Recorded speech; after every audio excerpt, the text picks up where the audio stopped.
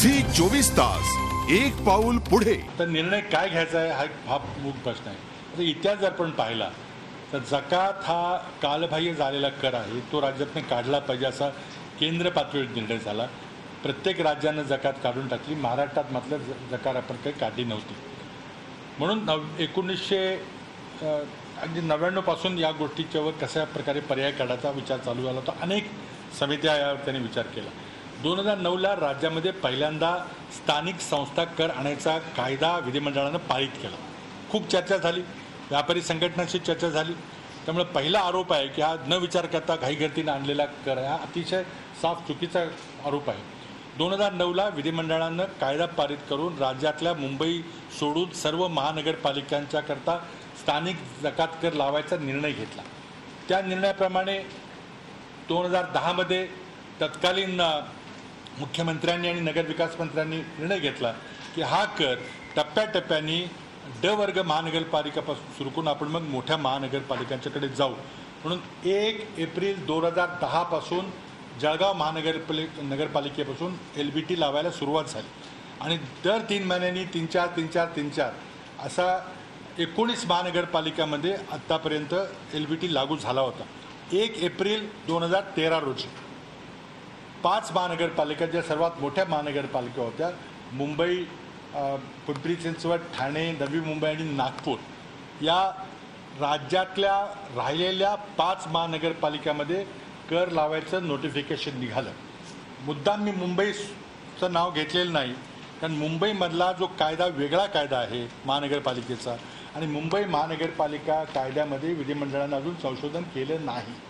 त्यामुळे मुंबईला LBT लागू झाला असा जो अपप्रचार SMS च्या माध्यमातून केला गेला तो साफ चुकीचा आहे। तो कायदा दुरुस्त करताना सर्व संघटनांची पुन्हा एकदा चर्चा सरकार करणार आहे आणि विधिमंडळाने कायदा पास केल्यानंतरच मुंबईला LBT लागू शकेल। आता प्रश्न राहिला की आता ज्या 5 महानगरपालिकांना मी 1 तारखेपासून जो LBT कर लावलेला आहे तो लागू झालेला आहे आणि तो कर भरणं हे अपेक्षित आहे। आता LBTमध्ये, जकातीमध्ये आणि LBTमध्ये फरक असा आहे की जकात आपल्याला ताबडतोब रोजच्या रोज द्यावी लागते, रोख द्यावी लागते। LBTमध्ये महिनाभर कर गोळा करायचा आणि पुढच्या महिन्याच्या 20 तारखेला हा कर जमा करायचा। म्हणजे महिनाभराचे पैसे व्यापाऱ्यांच्याकडे राहतील, दुसऱ्या 20 दिवस व्यापाऱ्यांच्याकडे राहतील, त्यावरचं व्याज त्यांना मिळेल अशी व्यवस्था आहे। आणि त्यामुळे सुरुवातीला व्यापाऱ्यांना स्वाभाविकच भीती वाटली की नवीन कर आलाय का, तर नवीन कर नाही आहे, जकातीच्या ऐवजी पर्यायी व्यवस्था आहे। परंतु तरी पण कुठली नवी व्यवस्था असली, कुठली आर्थिक सुधारणा असली, एक चिंता वाटते, भीती वाटते, मध्ये काही अडचण येईल का, काही नोकरशाही पुन्हा त्रास देईल का अशी चिंता येते। आणि म्हणून मी अनेक बैठका पुण्याच्या व्यापाऱ्यांशी, पिंपरी चिंचवडच्या व्यापाऱ्यांशी, राजकीय नेत्यांशी, नागपूरच्या व्यापाऱ्यांशी, ठाणे नवी मुंबईच्या व्यापाऱ्यांशी अनेक वेळेला मी स्वतः चर्चा केल्या। अधिकारी पातळीवर अनेक वेळेला चर्चा झाल्या।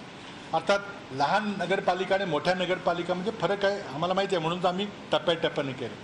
आणि मोठ्या नगरपालिकाच्याकडून, व्यापारी संघटनांकडून ज्या ज्या सूचना आल्या त्या सर्व सूचनांचा सारासार विचार करून त्यामध्ये जी काही शिथिलता आणता येईल ती शिथिलता आणून मी विधिमंडळामध्ये अनेक सूचना मान्य केल्या होत्या। त्याचबरोबर मी त्यावेळी सांगितले होते की याबद्दल हा कर कुणाला जाचक ठरू नये, कारण शेवटी कर हा सामान्य नागरिक देतो, व्यापारी काही कर देत नाही।